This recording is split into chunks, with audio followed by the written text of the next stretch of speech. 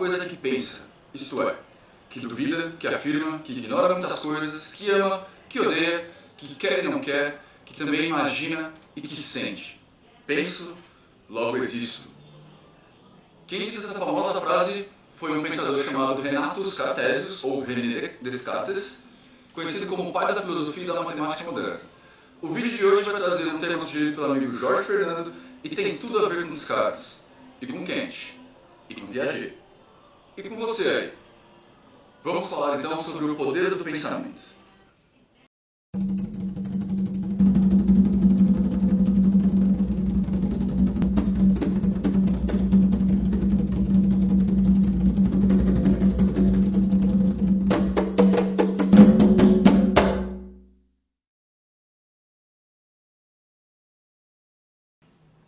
Certo. Então, vamos falar agora sobre o poder do pensamento. Mas para que isso fique mais fácil, mais claro para todo mundo, eu vou ter que fazer uma coisa que já é meio de praxe nos meus vídeos. Eu vou ter que definir primeiro o que é pensamento. Porque pensamento é um bagulho que parece que todo mundo acha que sabe o que é, né? Mas pelo menos pensa que sabe o que é. Aliás, isso é bem divertido. Vocês já pararam para pensar que nós somos as únicas criaturas vivas que conseguimos pensar sobre o ato de pensar? Bom, o pensamento ele é um processo mental que nos permite modelar a realidade e com isso nos dá meios de reagir a ela de forma a cumprirmos certos parâmetros, certas metas, alguns planos pré-estabelecidos ou desejos que porventura a gente tem. Segundo Piaget, Sir Jean-William Fritz Piaget, que obviamente não é o Dr. Fritz que você está pensando, foi um epistemólogo suíço considerado um dos mais importantes pensadores do século XX. Ele defendeu uma abordagem interdisciplinar para a investigação epistemológica e fundou a epistemologia genética, que é uma teoria do conhecimento com base no estudo da gênese psicológica e do pensamento humano. O pensamento é o construto e construtivo, é fundamental para o processo de aprendizagem. Alguns falam ainda que é a parte mais palpável do espírito, porque é através do pensamento que o espírito revela quem ele é, seus desejos, necessidades, etc. e tal. Claro que tudo isso é num âmbito mais psicológico, mas organicamente ou fisicamente, o que é um pensamento? Vocês estão ligados que o cérebro é formado por uma cadeia de células especializadíssimas chamadas neurônios, não é? Bom, essas células se comunicam umas com as outras através de pequenas descargas eletroquímicas transmitidas de um neurônio para outro, através de pequenas conexões que a gente costuma chamar de sinapses. Ou seja, para cada aprendizado novo que nós temos, para cada reunião de grandes ideias que nós temos, ou para cada observação que a gente faz da realidade, uma série de novas conexões são estabelecidas entre neurônios. E aparentemente, o caminho que essa descarga eletroquímica faz, que ela percorre em nosso cérebro, que leva a gente não só a lembrar das coisas, mas também a pensar nessas coisas.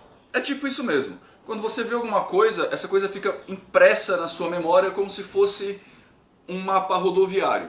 E ela só fica porque uma série de neurônios específicos constroem perninhas que se ligam um ao outro através e distribuem essas sinapses aí. Pelo menos isso no âmbito orgânico. Guardem aí nas suas cabecinhas essa história de conexões sinápticas e descargas eletroquímicas, beleza? É óbvio que também existem algumas interpretações metafísicas para isso, né, que vão além do que a física explica. Coisas que têm a ver com, por exemplo, a constituição setenária do homem, onde teríamos nossos 3 corpos sutis aliados a 4 corpos físicos, e esses corpos sutis são responsáveis basicamente pelo processo cognitivo, o que em suma quer dizer pelo ato de pensar. Mas também eu não vou muito para essa vertente não, porque eu não tenho muito como comprovar isso, né? Tá, mas e o poder do pensamento? Ok, eu vou relatar para vocês algumas pesquisas feitas com essa proposta, com a proposta de ver até onde o nosso pensamento consegue chegar e a gente vê caminhando junto até onde a gente vai, pode ser? Vamos lá. Em agosto de 2007, a revista super interessante aqui do Brasil publicou uma matéria com um título bem sugestivo que falava exatamente desse assunto. Eu acredito, em particular, que tenha sido por causa daquele pseudo-documentário que foi um grande sucesso aqui no Brasil chamado O Segredo, de Rhonda Byrne, que foi um best-seller. Vocês lembram disso? E só a título de curiosidade, esse livro, O Segredo, que depois virou esse pseudo-documentário, escrito por Rhonda Byrne, não foi o primeiro a ser publicado com esse tema. Antes disso, Norman Vincent publicou em outro livro O Poder do Pensamento Positivo no ano de 52. Ou seja, o que todos esses caras têm em comum é que eles pregam que bastaria que a gente usasse as técnicas corretas, que obviamente só eles sabiam até então, além dos senhores do mundo, né, dos Illuminati, dos Greys, e enfim, para que a gente possa ficar milionário de uma hora para outra. Você joga para o universo e ele te dá de volta o que você está pedindo. No cerne dessa teoria está a crença de que os pensamentos são magnéticos e emitem uma frequência energética ou elétrica, sei lá, capaz de influenciar as pessoas e as coisas que estão à nossa volta. De acordo com esse raciocínio, quando você pensa positivo, entra numa frequência positiva e atrai coisas benéficas para a sua vida. E o pensar negativo, obviamente, vai, né, funcionar de forma reversa e, segundo Barney, vai trazer coisas negativas para a sua vida. Outro cara que fala bem disso e que é uma figura de bastidor bem famosa é o guru indiano Deepak Chopra, que orienta celebridades tipo a Madonna, por exemplo. Ele usa um discurso bem parecido, mas que tenta atingir o mesmo fim, ou seja, saúde, sucesso, riqueza, prosperidade, etc. e tal. Segundo ele, o corpo deve ser entendido como um campo de energia e precisa estar em equilíbrio, sempre, né?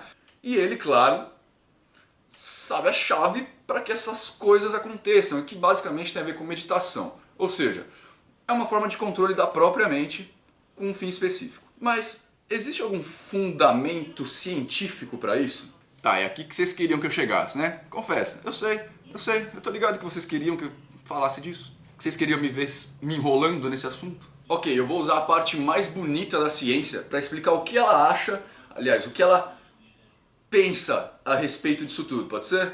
Presta atenção. Nós não sabemos. Pois é. A ciência, ao contrário do que muita gente imagina, ela trabalha com a dúvida e é fácil para a ciência, aliás, ela precisa admitir que algo não está ainda dentro do seu campo de conhecimento, porque só assim ela consegue ir atrás das respostas para aquilo. O que é, convenhamos, bem diferente da religião, né, que acha que tem explicação para tudo. A ciência não sabe, por exemplo, o que existia antes do Big Bang, tá? Mas isso de forma alguma faria com que a teoria do Big Bang estivesse errada. Nesse caso em particular do Big Bang, seria como eu dizer que você aí que está me assistindo não existe porque eu não conheço seus pais, entende? Então, dentro desse contexto, eu posso dizer que a ciência vê com desconfiança as teorias que abordam essa situação do poder da mente e tudo que a gente tem até hoje são só especulações. Como a ciência ainda não conseguiu desmentir o fato e nem apurar que é verdadeiro, ou seja, ela não consegue passar essa questão ainda por aquela coisa da falseabilidade, ela se mantém meio à espera de uma próxima evidência para que assim ela consiga dar uma resposta final. Mas de fato as pesquisas acontecem. E se você quer saber, de uma forma bem mais intensa do que você pode imaginar. Você quer algum exemplo? Então vamos lá. Eu vou começar citando os estudos de um tal de Joseph Banks Rhine, que fundou o primeiro laboratório dedicado a esse tipo de pesquisa na Universidade de Duke, nos Estados Unidos. Falei bonito, hein? Duke! No final da década de 30, presta atenção nessa data.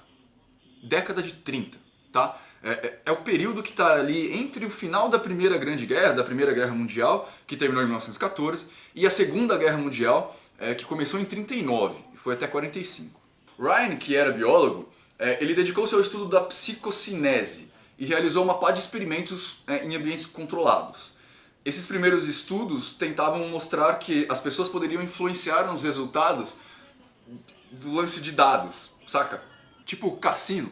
Já na década de 60, ou seja, 3 décadas mais tarde, o irmãozinho aí formulou a hipótese defendendo que o indivíduo seria capaz de adivinhar desenhos ocultos. E para esse fim, ele usou as cartas Zener. Tipo, são 5 cartas aí com naipes diferentes, né? Tipo, em vez de ter os naipes que a gente conhece lá, ouros, paus, espadas e copas, tinha sol, praia, onda, nuvem, enfim. Cartas com 5 naipes que as pessoas ficavam de um lado tentando acertar o que estava no outro. E no final desta década de 60, ele fundou a Foundation for Research of Nature of Man. Eu falei errado. Ele fundou então a Foundation for Research on the Natural... Falei errado de novo. Ele fundou a Foundation for Research on the Nature of Man na Universidade de Duke e nos deixou um montão de livros para quem gosta desse tipo de coisa, como por exemplo o livro chamado Percepção Extrasensorial, lançado em 34. Vindo um pouco mais para cá, na nossa época mesmo, a gente pode dar uma olhada com carinho na medicina. Sabe a nossa medicina? Que já usa o poder do pensamento em seu favor há anos, há décadas. E embora ela não saiba dizer o mecanismo que faz com que isso funcione, ela sabe muito bem que funciona. Sim, ela sabe. Eu imagino a carinha de vocês, mas ela sabe. Obviamente que os cientistas não dão o nome de poder do pensamento, porque assim como eu tive que definir o que é pensamento no começo do vídeo, usar uma palavra que já é do âmbito geral para definir uma coisa científica traz um monte de confusão, como por exemplo a palavra teoria. Como por exemplo a palavra... Como por exemplo... Caramba.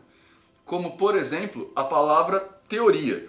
Busca o que é teoria no seu dicionário Michaelis e busca o que é teoria num compêndio científico para você ver a diferença. Então o que a medicina fez?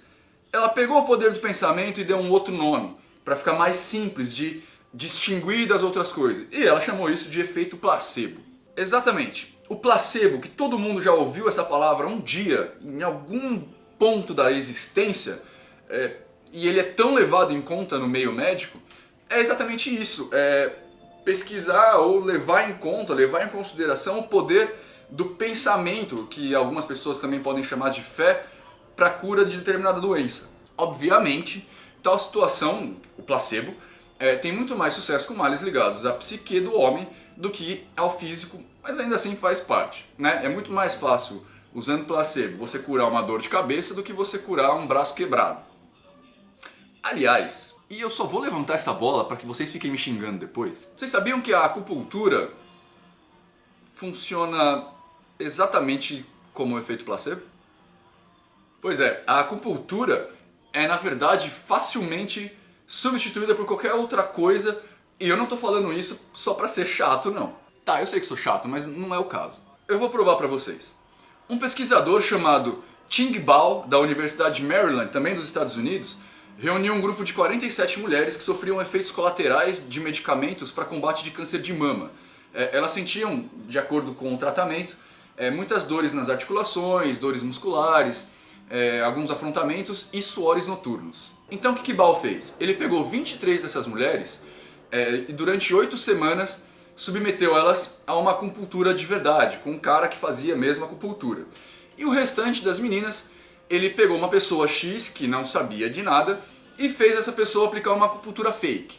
Elas usavam agulhas qualquer coisa e espetavam as mulheres ao acaso. Tipo, eles não conheciam os pontos que a acupuntura prega, né? A questão dos meridianos, etc e tal. Eles só davam uma agulhadinha. No final dessa pesquisa, todas as pacientes, todas, as 47, as 23 que ele aplicou a acupuntura e as outras que ele não aplicou a acupuntura, fez uma acupuntura fake, informaram que ocorreu uma melhora nos efeitos colaterais dos medicamentos. Olha, de verdade, eu quero mais é que se lasque o nome que a gente dá pra isso. Se é efeito placebo, se é acupuntura, se usa agulha, se não usa agulha. Eu tô nem aí. Pra mim, meu, se você fez um bagulho que me parou as dores, que parou esses efeitos colaterais aí, que devem encher muito o saco, meu, tá bom, cara. Né? Mas a ciência não pensa muito como eu, né? Ela gosta de ter provas empíricas ali. E aqui, no Ocidente, a técnica milenar da acupuntura não é assumida como ciência. E ao que parece, não é mesmo. Sabe que isso me lembra muito o caso dos remédios de homeopatia? Mas isso é uma questão para um outro vídeo. Ah, mas sabe quem levou esse assunto do poder da mente em consideração muito forte? A CIA. Pois é, o governo americano passou a levar a sério o lance dessas pesquisas paranormais já tem bastante tempo, o que ficou conhecido inclusive aí no meio como o Projeto Stargate. É um dos projetos que a CIA, que o governo norte-americano usou para pesquisar a paranormalidade. Alguns cientistas da Universidade de Stanford, e hoje eu só vou citar norte-americano, começaram a fazer testes simples e de paranormalidade com as pessoas. Por exemplo, aquelas cartas de Zener lá que eu falei lá atrás, lembra? Quando eu falei do Joseph Banks Ryan na década de 30, pois é. Até que eles conseguiram filtrar um grupo de pessoas que aparentemente realmente sustentavam algum tipo de inclinação para a paranormalidade. Eles demonstravam uma taxa de acerto muito maior do que a estatística sugeriria para um caso desse. E parece que deu certo. Bom, ainda bem, né? Porque eles gastaram mais de 20 milhões de dólares com isso. Já no ano de 77, um especialista em visão remota do projeto Stargate, chamado Joseph McMoneagle, foi convocado para ver, entre aspas, o que estava acontecendo dentro de um galpão misterioso montado na ex-União Soviética. O bagulho estava tipo, a mais de 1 quilômetro de qualquer tipo de água e o José chutou: "Estão fazendo um submarino aí, mano."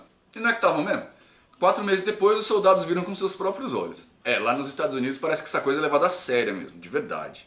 Tipo, lá a paranormalidade é considerada uma profissão diferente daqui. Como é no o caso, por exemplo, de Noreen Renier, que é um detetive paranormal que, segundo a revista Super Interessante, já ajudou a solucionar mais de 600 casos com a polícia da Flórida e até com o FBI. O próprio Zé McMoneagle se especializou em prestar suas consultas ou consultorias, ou sei lá como é que a gente pode chamar isso, para grandes empresas e chegava a cobrar $250 por hora, e ele deixava muito claro que ele precisava de pelo menos 2 para conseguir enxergar alguma coisa. E claro, conforme eu ia pesquisando para escrever esse vídeo, eu acabei descobrindo uma galera que usa teorias da física quântica, teoria de cordas, que é a teoria M, né, para dar receitas de emagrecimento usando o poder da mente, ganho de músculos com o poder da mente, né, imagina. Mas e aí, Nina, esse negócio é verdade ou não é? Então, como eu disse lá atrás, nada ainda é provado. A ciência se mantém cética. Afinal, esse é o papel dela, né? E algumas pessoas, em contrapartida, parece que fazem alguns testes que dão certo resultado. Mas, como vocês viram lá no começo, o campo poder da mente aí, ele é bem mais amplo do que a gente pode falar e abordar num vídeo. E eu acho que boa parte do que eu falei até aqui não foi o que o nosso irmão, que eu citei lá no começo, queria ouvir. Eu acredito que quando ele me sugeriu esse tema, na verdade, né, para falar sobre o poder da mente, ele queria algo muito mais no nosso mundo, no âmbito religioso aí, né? Tipo, a gente pode, com concentração, provocar algum efeito externo, alguma coisa, curar algum irmão, acho que era por aí que ele queria ir, então vamos pegar esse ponto. A resposta para isso é sim. E eu nem vou começar a citar os estudos do Institute of Noetic Sciences, que é um instituto voltado para estudo exatamente dessa relação. Também não vou falar disso, beleza? Eu também não vou falar daquele japonês, um tal de Masaru Emoto, que aparentemente irradiava recipientes lá com água e depois observava o tipo de formação de cristais de gelo que dava nisso. Desse Masaru em particular eu não vou falar porque os experimentos dele tinham o mesmo rigor científico que uma criança de 6 anos teria. Então eu vou me prender ao que vocês querem ouvir do pensamento, mais dentro do nosso âmbito religioso, pode ser? Beleza, o nosso querido francesinho lá, Allan Kardec, ele já escreveu algumas passagens a respeito do pensamento.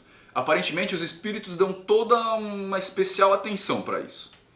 Por exemplo, no capítulo 14 do livro A Gênese, que faz parte ali da base do estudo espírita, Kardec escreve: "Os maus pensamentos corrompem os fluidos espirituais como os miasmas deletérios corrompem o ar respirável.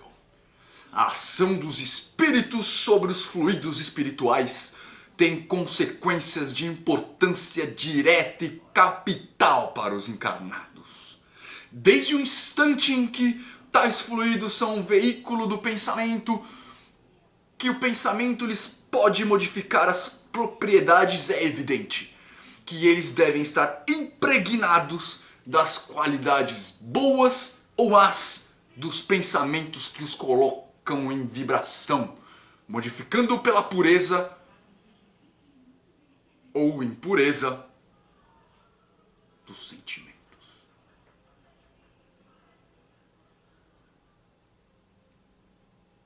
Dentro da parte mística da alquimia, a gente pode chamar assim, da alquimia, da filosofia do fogo, e de alguns estudos mais ocultistas, a gente também enxerga as coisas do gênero como processo de trocas equivalentes da alquimia, saca? Isso quer dizer que a gente só tem em nossas vidas aquilo que a gente oferece antes. Ou seja, babaca, se você espera as pessoas serem educadas com você para você ser educado de volta, você é um idiota. O próprio hermetismo, que é a base para a maioria das escolas iniciáticas, tem como sua primeira lei o pensamento. Ela diz que o universo é mental, que o todo é mente. Teoricamente o Supremo, né, seja lá o nome que você dá para isso, ou a interpretação que você tem desse Supremo, dessa criatura divina, de Deus, ele pensa e conforme ele pensa, ele cria e influencia tudo que ele existe. É uma outra forma de falar que a energia exerce influência em tudo que acontece. Lembram lá no começo que eu disse que o pensamento é uma troca sináptica? Ou seja, é uma série de descargas eletroquímicas que ocorrem dentro do nosso cérebro? Quando isso acontece, a gente acaba desprendendo energia de qualquer jeito, né? Isso é tão patente que os medidores físicos para isso já existem, né? A gente chama de eletroencefalograma. Bom, eu não vou começar a entrar em detalhes de como isso funciona dentro da ótica ocultista aqui, e por um único motivo, tá, gente? Porque eu tenho responsabilidade. Exatamente isso. O mesmo poder da mente que a gente usa para curar, a gente pode usar para fazer besteira. E eu não quero ser o cara que ensinou ninguém a fazer isso, beleza? Então, se você quer aprender a usar isso na real, tem só uma forma, gente. Estuda.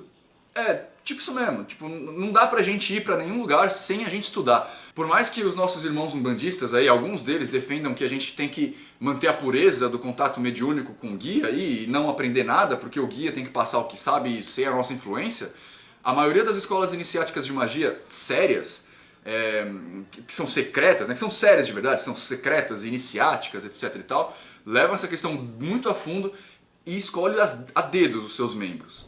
Dificilmente você saberá da existência dessas escolas até que elas te encontrem, tá? E isso só acontece quando você atinge certo grau de conhecimento, o suficiente para que você seja notado de alguma forma. Afinal, a magia quer dizer exatamente isso, conhecimento.